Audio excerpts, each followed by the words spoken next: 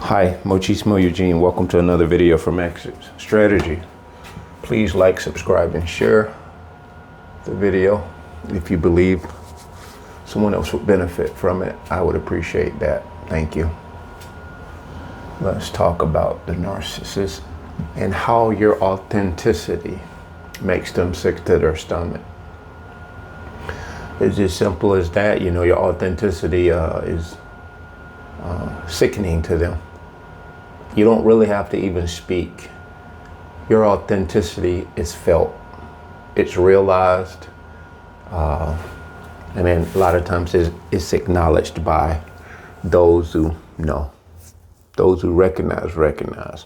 And we're talking about people who are like-minded like yourself. They appreciate your authenticity. And who wouldn't, you know? When you're genuine of a person and you're coming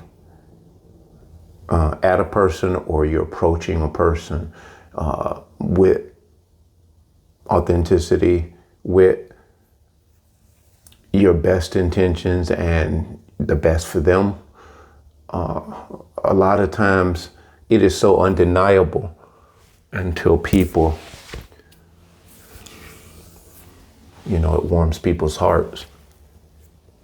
Guys, I'm working on the floor right now, and if you see the positioning of my camera, I'm not home right now, and I just felt like I should just have a little conversation with you guys as I work.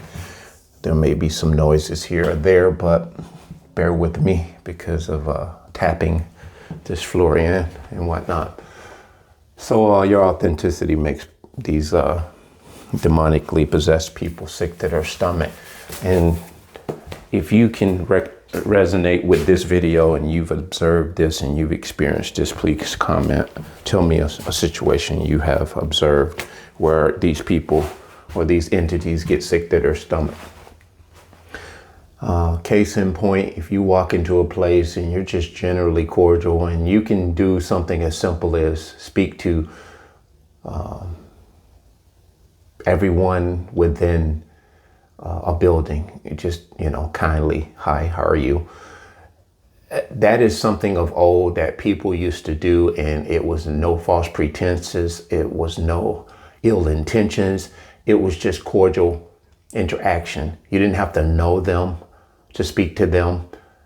It's because you gave off a reflection of what you felt.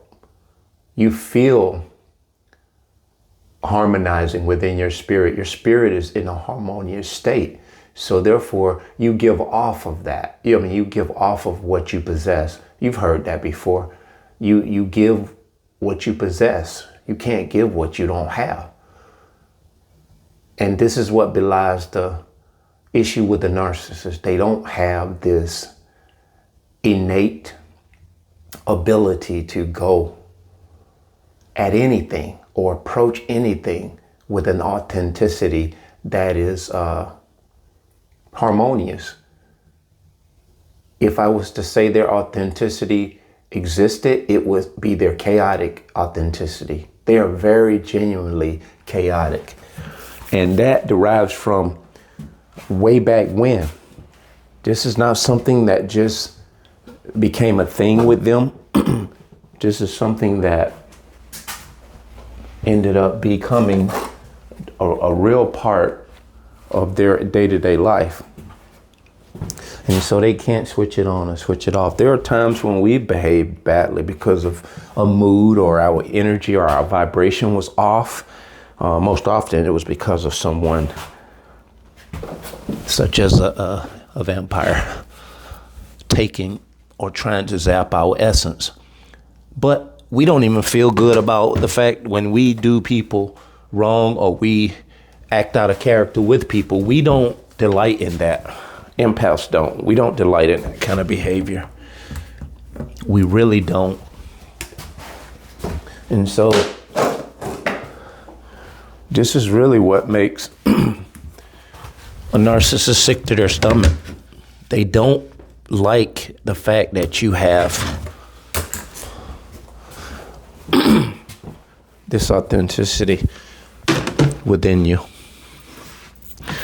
They are so envious of it. They are so jealous of it. And they're not originators of anything. I mean, they don't have any good ideas. You'll catch them talking in conversation. They will have a whole conversation going with someone.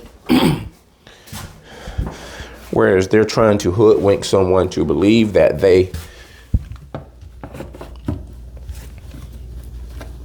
know this or they know that. And what it is recycled energy. I mean, recycled information that they've actually heard from someone else. They've taken someone else's whole conversation and they've cut and pasted. Now they're very, I don't say good listeners, but they're very attuned to conversation for that one reason, because what they need to do without them having access to authentic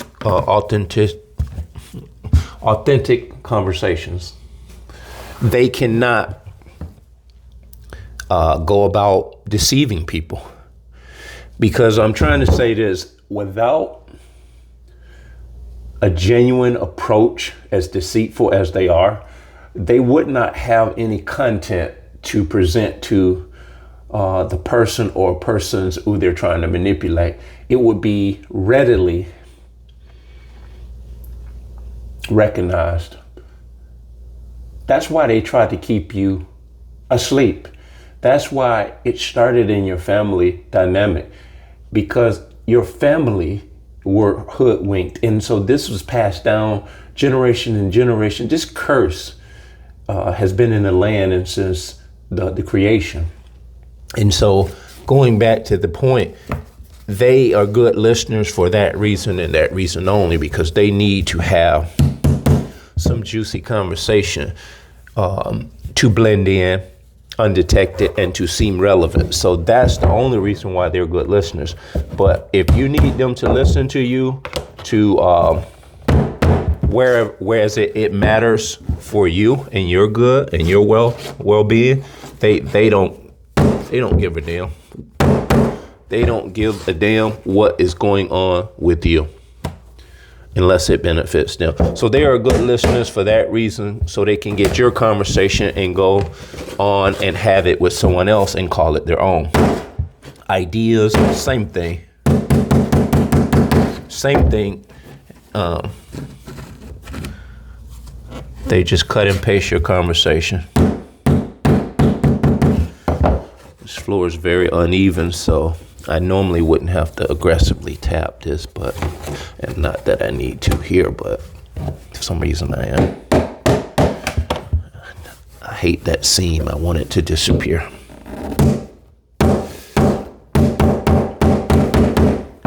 It's just like laying this flooring. You know, obviously I learned it from watching someone else do it, and I adopted a knack for it. But I'm not here to be the one that pioneered putting down flooring, and I'm not the one to be overly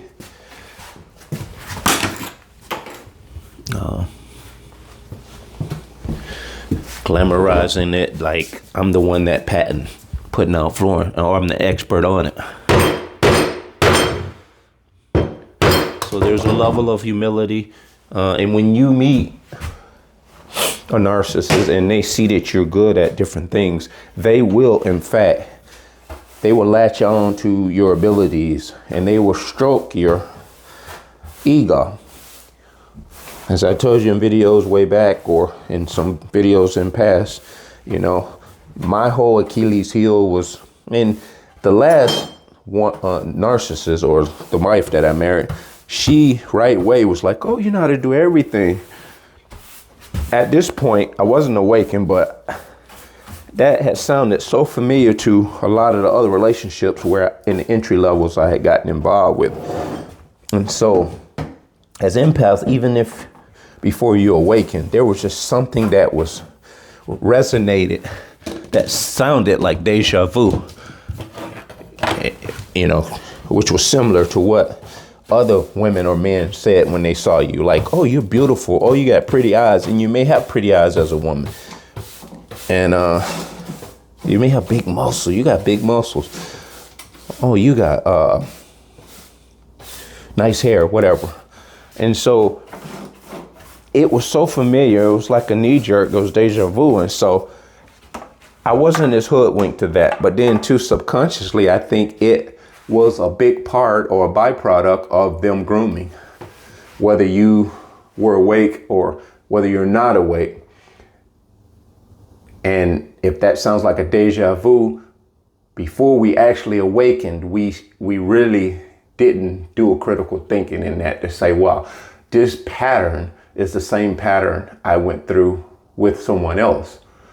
And sometimes you may even came to that conclusion, but you didn't cease and desist the relationship because you didn't know about this thing called narcissistic personality disorder, that it was a deceptive grooming. It was a deceptive tactic from the enemy to lure you in, to warm you up, to soothe you, to massage you, whatever words you want to interject there. So now being awakened, you see this. It looks more than just familiar. It's more than deja vu. You see it as, yeah, this is a bunch of bull, and I've seen this movie before.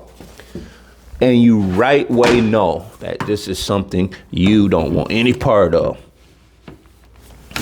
And that's not all people that compliment you and give you these compliments. You know distinctively when it is, because what happens is, because healthy people or people who are not narcissists, they do the same thing. They'll compliment, they recognize. Like I say, they'll recognize and they authentically give you credit where credit is due. So, but with a narcissist, when you hear that person says that, you immediately become vigilant. You start becoming very attuned to the next set of events or conversation that they're going to have. Because now, just by their verbiage, you become heightened. You're on heightened alert now. Because you know that this is the trap. Like Wile E. Coyote tried to set for the Roadrunner. It's kind of like when you've seen the movie before, you know how it ends. And it's not long after they've stroked your ego in one thing that you soon realize that this person really truly is the same exact entity that you just got rescued from by the grace of God. So it's game over then. It's game over. So now that you're awakened and you truly are engaged and in tune with what's going on in and around your life, you know these tactics, and you are resonating so high, you make this narcissist sick to their stomach. And this is not even always narcissists who are trying to get involved with you intimately. They just may want to engage with you in a cordial conversation. You immediately, just by your stoic presence, you don't react the way you used to. You don't walk the same way. You don't talk the same way. You don't exist the same way. So whether you open your mouth or not, the narcissist knows. They know you know. They know you know. So don't think you have to always speak in order for a narcissist. I mean, you can only fly under the radar to a certain degree, but always stay on a swivel, because you observe casually, nonchalantly, like they are in this world, because they are seeking you out, and you are actually being vigilant to ensure that they don't latch on to your energy and hop a free ride without paying a fee. Because that's all they are. They're hitchhikers, energy hitchhikers. They're energetic hitchhikers. They don't they don't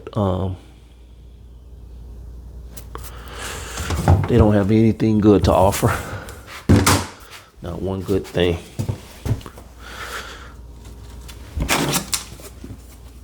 So the more you notice, the less you have to worry about them hijacking you or hitchhiking a ride on your energy.